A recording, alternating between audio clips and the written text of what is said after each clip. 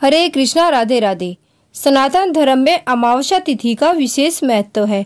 इस दिन साधक गंगा जी सहित अन्य पवित्र नदियों में स्नान ध्यान कर विधि विधान से भगवान विष्णु और भगवान शिव का पूजन करते हैं। इसके बाद जप तप और अपने सामर्थ्य के अनुसार दान पुण्य करते हैं। इस शुभ अवसर पर साधक अपने अपने पितरों का तर्पण और पिंड दान भी करते हैं। गरुड़ पुराण में वर्णन मिलता है कि सोमवती अमावस्या तिथि पर पितरों का तर्पण करने से पूर्वजों को मोक्ष की प्राप्ति होती है। वहीं साधक को पितरों का आशीर्वाद भी मिलता है और पितरों की कृपा से सुख सौभाग्य आय और वंश में भी वृद्धि होती है। इसीलिए बहुत अधिक संख्या में साधक सोमवती अमावस्या पर गंगा जी सहित अन्य पवित्र नदियों में स्नान ध्यान करके भगवान विष्णु का पूजन करते हैं और पितरों का तर्पण करते हैं। इस दिन पितरों का तर्पण दोपहर के समय किया जाता है और इस बार भादो महीने यानी भाद्रपद मास की जो अमावस्या तिथि है वो सोमवार के दिन पड़ रही है। ऐसे में ये सोमवती अमावस्या रहेगी। सबसे विशेष बात है कि इस बार सोमवती अमावस्या के दिन सर्वार्थ सिद्धि योग बन रहा है। यदि आप अपने पितरों को मोक्ष दिलाना चाहते हैं तो पितरों की कृपा प्राप्त करना चाहते हैं तो इस दिन आपको कुछ विशेष काम जरूर करने चाहिए। यदि संभव हो तो उपवास भी रखना चाहिए। भादो महीने की अमावस्या को पथवारी अमावस्या भी कहते हैं और इस दिन माताएं जो होती हैं वो अपने बच्चों की लंबी उम्र और बच्चों के सुखद भविष्य की कामना के लिए व्रत रखती हैं। इस दिन सुहागन महिलाएं अखंड सुहाग की प्राप्ति के लिए अपने पति की लंबी आयु के लिए व्रत रखती हैं। इस दिन पीपल के पेड़ की पूजा करके परिक्रमा की जाती है। ऐसा करने से सुहागन महिलाओं का सुहाग अखंड बना रहता है। सोमवती अमावस्या के दिन भगवान विष्णु की प्रिय माता तुलसी की भी पूजा करनी चाहिए।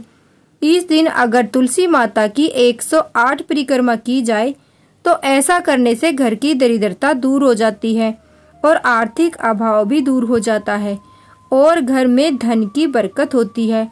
इस दिन तुलसी जी को कच्चे दूध के साथ सींचना चाहिए और इसके बाद तुलसी की जड़ की मिट्टी को अपने माथे पर लगाना चाहिए। शाम के समय तुलसी जी के पौधे के सामने घी का दीपक और पीपल के पेड़ के नीचे सरसों के तेल का दीपक जलाना बहुत ही शुभ माना जाता है।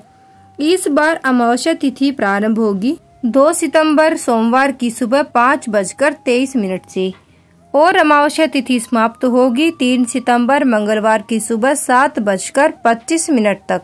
ऐसे में उदया तिथि के अनुसार 2 सितंबर सोमवार को ही सोमवती अमावस्या का व्रत रखा जाएगा और इसी दिन स्नान दान और पुण्य आदि कर्म, पितरों के निमित्त पिंड दान, तर्पण आदि भी किए जाएंगे। अब जानिए कि अमावस्या के दिन कौन कौन से शुभ योग बन रहे हैं और इस दिन पितरों के निमित्त पिंड दान या श्राद्ध आदि कर्म आप किस समय पर कर सकते हैं।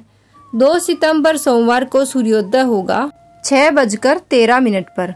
सूर्यास्त होगा शाम 6:39 पर। इस दिन ब्रह्म मुहूर्त रहेगा सुबह 4:37 से 5:25 तक।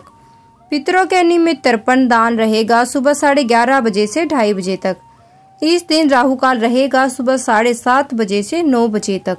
राहु काल में आप कोई भी शुभ काम ना करें और यदि आप सुबह की पूजा करना चाहते हैं तो आप सुबह 7:30 बजे से पहले कर ले। राहु काल के समय आप राहु और केतु ग्रह से संबंधित लोहे आदि का दान कर सकते हैं। ऐसा करने से आपकी कुंडली में यदि राहु और केतु ग्रह अशुभ प्रभाव दिखा रहे हैं तो राहु और केतु आपकी कुंडली में बैठे हुए हैं तो उससे आपको बहुत हद तक मुक्ति मिल सकती है। शिव योग प्रारंभ होगा 1 सितंबर रविवार की शाम 5:50 से और इसकी समाप्ति होगी 2 सितंबर की शाम 6:19 तक। सिद्ध योग प्रारंभ होगा 6:20 से और इसकी समाप्ति होगी 3 सितंबर मंगलवार की शाम 7:05 तक। शिव योग और सिद्ध योग अपने आप में सभी मनोकामनाओं की पूर्ति करने वाले योग हैं। इन योगों को बहुत ही शुभ माना जाता है। तो इन योगों में आप कालसर्प दोष मुक्ति के लिए या फिर कुंडली में यदि किसी प्रकार का कोई भी ग्रह दोष है तो उसके निवारण के लिए, उसकी शांति के लिए आप उपाय कर सकते हैं। अमावस्या तिथि के दिन यदि हो सके तो गंगा जी में स्नान करना चाहिए, नहीं तो घर के नहाने के पानी में गंगा जल मिलाकर गंगा यमुना सरस्वती नदियों का स्मरण करते हुए हर हर गंगे कहते हुए स्नान करना चाहिए।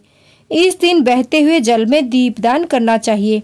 अपने सामर्थ्य के अनुसार गरीब निर्धन व्यक्ति को कुछ न कुछ दान की सामग्री भी अवश्य देनी चाहिए। तो ये थी आज की जानकारी। अगर वीडियो अच्छी लगी हो तो वीडियो को लाइक और चैनल को सब्सक्राइब जरूर से करना। जय श्री कृष्णा, राधे राधे।